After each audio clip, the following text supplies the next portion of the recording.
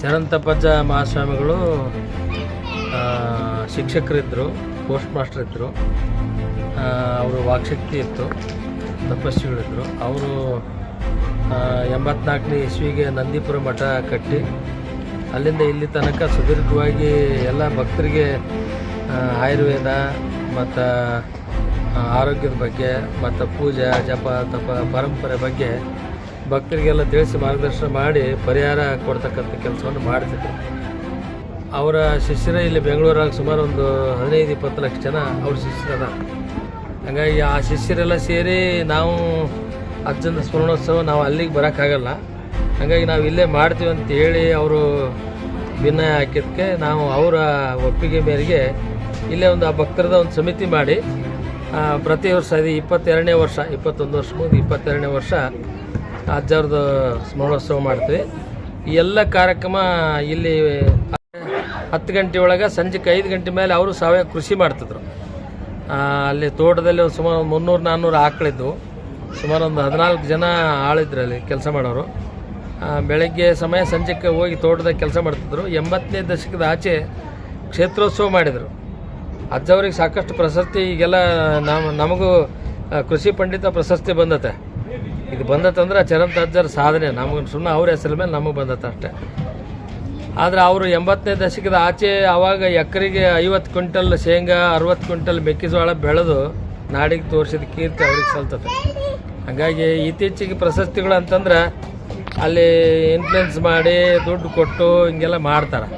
ಆದರೆ ಅಂಥ ಸಾಕಷ್ಟು ಪ್ರಶಸ್ತಿಗಳು ಅವ್ರಿಗೆ ಬರಬಹುದಿತ್ತು, ಅವ್ರು ಒಪ್ಪಲಿಲ್ಲ ಅಜ್ಜವರು. ಅದಕ್ಕೆ ಅಜ್ಜವ್ರ ಹೆಸರಲ್ಲೇ ನಮ್ಮ ಶಿಷ್ಯರು ಯಾರು ಸಾಧನೆ ಮಾಡ್ತಾರೋ ಅವ್ರಿಗೆ ಕೇಳಾರ್ದಂಗೆ ಅವ್ರ ಸಾಧನೆಯನ್ನು ಗುರುತಿಸಿ ನಮಗೊಂದು ಸಮಿತಿ ಮಾಡಿವಿ. ಆ ಸಮಿತಿ ಒಳಗೆ ನಿರ್ಧಾರ ಮಾಡಿ ಆ ಚರಂತ ಆರಿಸಿ ಪ್ರಶಸ್ತಿಯನ್ನು ಕೊಡ್ತಾ ಇದ್ದೀವಿ. ಹಾಗಾಗಿ ಸಾವಯವ ಕೃಷಿ ಒಳಗೆ ದೊಡ್ಡ ಸಾಧನೆ ಮಾಡಿದ ಅಜ್ಜವರು. ಅವರು ಮನೆ ಮದ್ದು ಅಂತೇಳಿ ಮನೆಯಲ್ಲಿರ್ತಕ್ಕಂಥ ಸಾಂಬಾರು ಪದಾರ್ಥ, ಮನೆಯಲ್ಲೇ ಬೆಳೆಸ್ತಕ್ಕಂಥ ಆಹಾರ ಪದಾರ್ಥವನ್ನು ಹೇಳಿ ಸಾಕಷ್ಟು ಕಾಯಿಲೆಗಳನ್ನು ವಾಸಿ ಮಾಡಿದ ಕೀರ್ತಿ ಅಜ್ಜವ್ರಿಗೆ ಸಲ್ತದೆ. ಹಾಗಾಗಿ ಸಾವಯವ ಕೃಷಿ ಪಂಡಿತರ ಜೊತೆಗೆ ಆಯುರ್ವೇದ ಪಂಡಿತರನ್ನು ಇದ್ದರು. ಜೊತೆಗೆ ಪೂಜಾ ಫಲ ಅವರು ಅಜ್ಜವರು ಆದಿಶಕ್ತಿ ಆರಾಧಕರಿದ್ದರು. ಹಾಗಾಗಿ ಅವರು ಏನು ಎಲ್ಲಿ ಕೂತ್ಕೊಂಡು ಹೇಳಿದ್ರು ಎಲ್ಲೋ ನಡೆಯೋದು ಇಲ್ಲೇ ಕೂತ್ಕೊಂಡು ಹೇಳೋರು. ಆಮೇಲೆ ಯಾರಾದರೂ ಬಂದರೆ ನೀನು ನಿನ್ನೆ ಯಾಕೆ ಬರಲ್ಲ, ಒಂಟಿ ಯಾಕೆ ಬಿಟ್ಟು ಹಿಂಗೆಲ್ಲ ಕೂತ್ಕೊಂಡು ಹೇಳೋರು. ಹಾಗಾಗಿ ಅಜ್ಜನ ಭಕ್ತರೆಲ್ಲ ಅನುಭವ ಸಾಕಷ್ಟು ಐತಿ. ಹಾಗಾಗಿ ಅಜ್ಜನ ಶಿಷ್ಯರು ಏನು ಹೇಳಿದ್ರೆ ಕೇಳ್ತಾರೆ. ಅದು ಭಾಳ ವಿಶೇಷತೆ ಚರಂತಪ್ಪಜ್ಜನಲ್ಲಿ ಮತ್ತು ಭಕ್ತರಲ್ಲಿ ಕಂಡ ವಿಶೇಷತೆ. ಎಲ್ಲರಿಗೂ ನಮಸ್ಕಾರ. ನಾನು ಬಸ ಹಿರೇಮಠ ಅಂತೇಳಿ ಕೊಪ್ಪಳ ಜಿಲ್ಲೆ ಕುಷ್ಟಗಿ ತಾಲೂಕು ತಾವರಗೇರಿಯಿಂದ ಸಾವಯವ ಕೃಷಿ ನುಗ್ಗೆಯನ್ನು ನಾವು ಮಾಡ್ತಾಯಿದ್ದೀವಿ. ಇವತ್ತು ಅಜ್ಜವರು ಚರಂತಿ ಮಠದ ನಮ್ಮ ನಂದೀಪುರ ಮಠದ ಅಜ್ಜವರು ನಮಗೆ ಒಂದು ಪ್ರಶಸ್ತಿಗೆ ಭಾಜನರಾಗಿ ಮಾಡಿ ನಮಗೆ ಜವಾಬ್ದಾರಿಯನ್ನು ಜಾಸ್ತಿ ಕೊಟ್ಟಿದ್ದಾರೆ. ಆ ನಿಟ್ಟಿನಲ್ಲಿ ಆ ಜವಾಬ್ದಾರಿ ನಿಭಾಯಿಸೋಕ್ಕೆ ಶಕ್ತಿನೂ ಕೊಡ್ತಾರೆ ಅಂತ ಆಶೀರ್ವಾದ ಮಾಡಿದ್ದಾರೆ. ಈ ಒಂದು ಪ್ರಶಸ್ತಿ ಇದು ನಾನು ಮಾಡಿದ್ದೀನಿ ಅಂತ ಬರೋದಲ್ಲ, ಇದು ಬ್ರಹ್ಮನಿಗೆ ಕೊಟ್ಟಂಥ ಪ್ರಶಸ್ತಿ. ಇದು ಬ್ರಹ್ಮ ಸೃಷ್ಟಿ ಮಾಡಿರ್ತಕ್ಕಂಥ ಬ್ರಹ್ಮವೃಕ್ಷ ಏನಿದೆಯಲ್ಲ, ಆ ನುಗ್ಗೆ ಮರಕ್ಕೆ ಕೊಟ್ಟಿರ್ತಕ್ಕಂಥ ಪ್ರಶಸ್ತಿ. ಅದರ ಉಪಯೋಗಗಳನ್ನು, ಅದರ ಬೆಳವಣಿಗೆ, ಅದರ ಯಾವ ಥರ ಬೆಳೆ ತೆಗಿಬೇಕು, ಅದು ಸಾವಯವವಾಗಿ ಯಾವ ಥರ ತೆಗಿಬೇಕು ಅನ್ನೋದನ್ನು ಮಾತ್ರ ನನಗೆ ಸೇವೆ ಮಾಡೋಕ್ಕೆ ಅವಕಾಶ ಕೊಟ್ಟಿದ್ದಾನೆ ಭಗವಂತ. ಆ ನಿಟ್ಟಿನಲ್ಲಿ ಈ ಒಂದು ಪ್ರಶಸ್ತಿ ಏನಿದೆಯಲ್ಲ, ನಮ್ಮ ಕರ್ನಾಟಕದ ಎಲ್ಲ ಸಾವಯವ ಬೆಳೆಗಾರರಿಗೆ, ನುಗ್ಗೆ ಬೆಳೆಗಾರರಿಗೆ ಸಲ್ಲುತ್ತೆ. ನಾನು ಅದಕ್ಕೆ ಒಂದು ರೆಪ್ರೆಸೆಂಟೇಟಿವ್ ಆಗಿ ಅಷ್ಟೇ.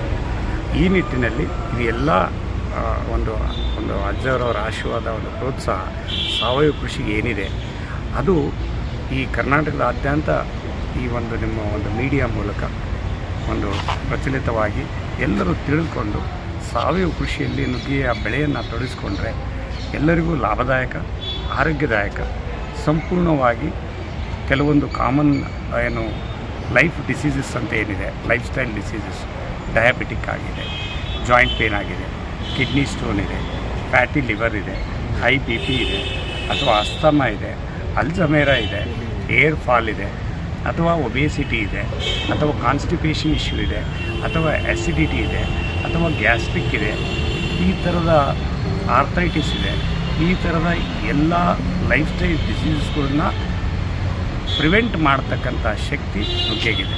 ಇದು ಒಂದನೇದಾಗಿ ಎಲ್ಲ ಆ್ಯಂಟಿ ಆಕ್ಸಿಡೆಂಟ್ಸ್ಗಳು ಸಿಗಬೇಕು, ಎಲ್ಲ ಆ್ಯಂಟಿ ಇನ್ಫ್ಲಮೇಟ್ರಿಗಳು ಸಿಗಬೇಕು. ಅದು ಎಲ್ಲವೂ ಇರ್ತಕ್ಕಂಥ ಒಂದೇ ಒಂದು ಬ್ರಹ್ಮವೃಕ್ಷ ಅಂದರೆ ನುಗ್ಗೆ ಗಿಡ. ಆದರೆ ಜನರಿಗೆ ಒಂದು ಮೂಢನಂಬಿಕೆ ಏನಿದೆ ಅಂದರೆ ಇದು ಉಷ್ಣಕಾರಿ ಆಗಿರೋದ್ರಿಂದ ನಾನು ಪಿತ್ತಕಾರಿ ಮನುಷ್ಯ ಇದ್ದೀನಿ, ಪಿತ್ತ ಬಾಡಿ ಇದೆ, ನನಗೆ ಆಗುತ್ತೋ ಇಲ್ಲೋ, ನಾನು ಶೀತ ಒಂದು ಇರ್ತಕ್ಕಂಥ ಬಾಡಿ ಇದೆ. ಇದನ್ನು ಅವಾಯ್ಡ್ ಮಾಡೋಕ್ಕೆ ಏನು ಮಾಡ್ಬೋದು?